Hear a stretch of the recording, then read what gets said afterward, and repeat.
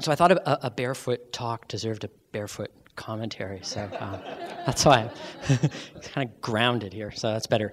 Look, it's a really great pleasure to offer some impromptu comments. I've known about Philip's work for a long time, but I only just met him for the first time today, and so this is a real pleasure to have this opportunity. And there were a lot of thoughts I had in listening to his talk, and so I'm going to kind of maybe free associate a little bit and say some things.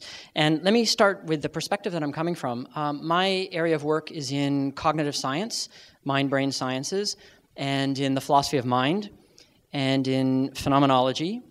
I also have a strong interest in Asian philosophy, particularly Indian philosophy, Chinese philosophy as well, and I've practiced Tai Chi Chuan and various kinds of meditation for a long time.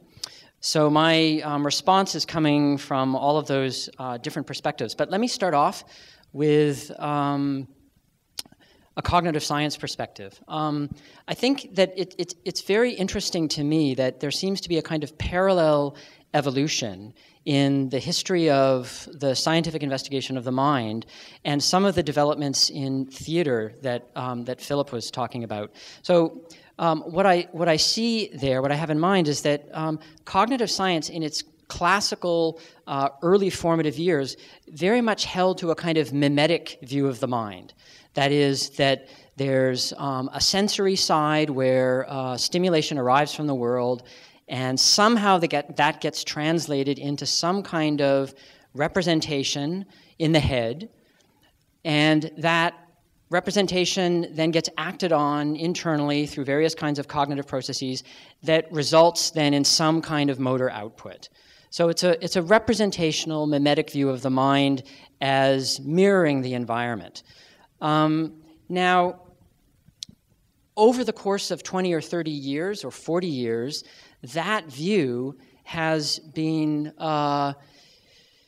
in many, many ways called into question. And if we wanted to summarize what's called it into question, it's been the progressive realization of the importance of the body, the importance of context, the environment, and the importance of action, of situated action. So there's been a movement towards an embodied view and an active view, to use a terminology that I like to use, where situatedness and action is emphasized in contrast to an internal representation. In recent years, this has come to be called grounded cognition. And the idea behind grounded cognition is that whatever is going on cognitively or mentally is always in the context of some perceptual and motor engagement with the environment. And it doesn't take the form of some kind of symbol manipulation in the head that's in a language that's amodal, that is, that's separate from sensory modalities of engagement. And that even when we're engaged in very abstract thought, we're still doing that through various kinds of, we could say, sensory motor, perceptual motor emulation processes that have their source in the structure of our body and how our body is related to the world. So that's just by way of a kind of general parallel that I think is really interesting. Then I wanted to say some things that are more specific, and to do that, I want to return us to the breath awareness exercise that Philip did. And let's just actually think about that in terms of, let's think about it with some precision in terms of what is going on moment to moment in that kind of exercise. So if you've done any kind of martial arts work or any kind of performance work or sitting meditation, in fact, sitting meditation is a good place maybe, or standing meditation without movement, without the arm movements. In the instructions, you put your body in a certain posture. So already there's a full somatic context for what's going to happen in terms of attention. And this is the point that I want to emphasize, is that attention functions in an inactive way. So let me illustrate what I mean by that. If you put your body into a particular position and you have some kind of attentional instruction, say focus on the region of the dantian and the awareness of the breath entering and the abdomen expanding and contracting with the in-breath and the out-breath. Or if it's a sitting meditation and maybe you practice a version where you put your attention just at the sensation of the nostrils entering and exiting, that's a kind of placement of attention where you're selecting something that you're going to attend to. That's then within a broader context of a different kind of attention, which we might say is a kind of alertness or a diffuse attention.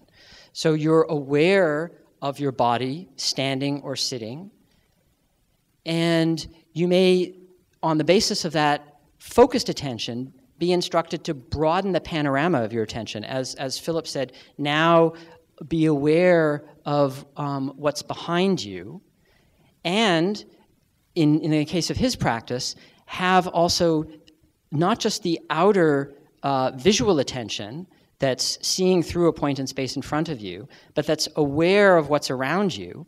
And of course, there's all of the sense fields in which that's going on. So there's a seeing all sights, hearing all sounds. So there's a kind of open awareness together with the precise attentional selection of say, the breath.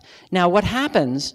So right away we have two different kinds of attention there from a cognitive science perspective, and it's very interesting to think about how those interact from moment to moment. The open awareness and the more selective attention, which is going to sustain the mind in a particular place. Now, right away, of course, what usually happens, especially if you're not experienced, is you're distracted. So your mind moves somewhere else. So this is very interesting because it points to the mind as always moving, especially in a condition of unfamiliarity with a practice or in its early stages. So there's an inner rhythm where the attention will move away, but you become aware that your attention has moved away. So there's something larger there in your awareness that at a certain point realizes, oh, the attention is no longer where I'm supposed to be placing it in terms of this practice. So there's a kind of meta-awareness. The meta-awareness and the attention is very keyed to somatic things, keyed to the energy of the breath. Perhaps your attention moves away because you become distracted by a thought. So some thought or mental image arises, or maybe there's a feeling of discomfort in your back or a sensation in your foot. So something in the psychophysical complex moves your attention away and has a certain energetic quality, and that at a certain point you become aware of that. And you're able to notice that and to then move your attention back. So you're able to, if we wanted to use a cognitive science language, you're able to disengage from the distractor and to reorient and to then replace your attention. So what I'm trying to emphasize here is this is actually very, very complex from a cognitive point of view, a cognitive affective point of view, because there's always some affective tone that's going along with this as well. Your attention is distracted maybe in the form of a fantasy that has a kind of pleasant tone to it. Or your attention is distracted because of some pain and that has an unpleasant feeling to it. So right away there's some approach, avoid, attract, aversive thing that comes into play that you can also notice and just let be and let go of in order to move your attention back. So this points to very, very complex inner rhythms in, let's say, the stream of consciousness, to use James's term.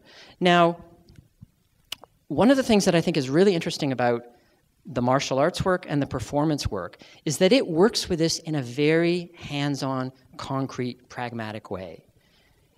From a cognitive science perspective, these aspects of attention and meta-awareness and affect and emotion have really only emerged within the past 10 years in terms of explicit theorizing about the nature of the mind and its relationship to the body.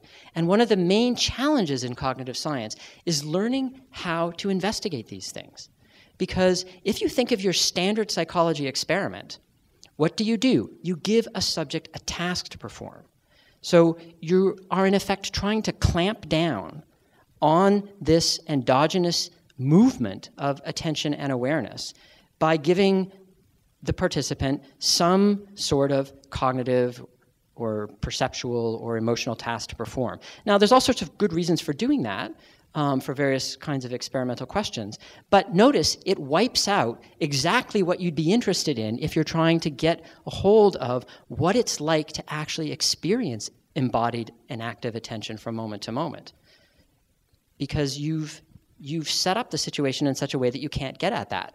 Moreover, typically in psychology experiments, you average your results across subjects, and you average them across trials, because you're interested in certain large features that pop out as information when you do that kind of averaging.